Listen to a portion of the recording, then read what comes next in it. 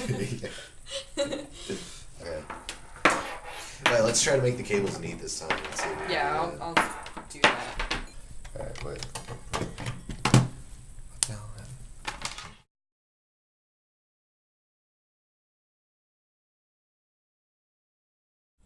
All through elementary school, middle school, I had straight A's. But by the time I got to high school, it was kind of like, I know what I want to do with my life. I want to be a writer.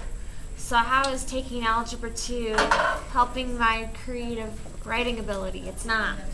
So I'd sit in Algebra 2 and I'd write stories and not pay attention. Right, exactly. Anybody else? A lot of the time what the teachers were up to in those classes was doing behavior management, Trying to keep 30 kids occupied for a whole hour is not the easiest thing to do, let alone being able to actually get across content in that amount of time. And to be honest, actually, there was and is not that much communication between a lot of public schools and parents. The only time that parents ever hear about things is, if their kids are doing something like drastically out there at school. Like if I'm throwing rocks through windows, somebody's gonna call my mom, but if I'm not showing up to class, that's really not that important. All right, well, thank you very much for doing this. I know it's hard to volunteer for this kind of stuff, and I appreciate it.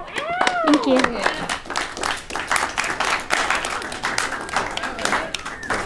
So it was like a charter school, and everyone knew each other. So we go there, and then we didn't know no one. So then we start hanging around with, the crowd, and then this girl's like, "You have to wear red tomorrow." Blah, blah, blah.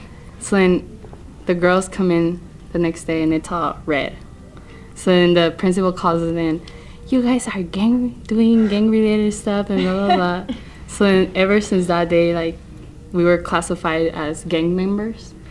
So every year when new teachers would come, they'll be like, "Oh, so you're from the, gang, And we're like, we don't even know about gangs. We just showed up with the red shirt.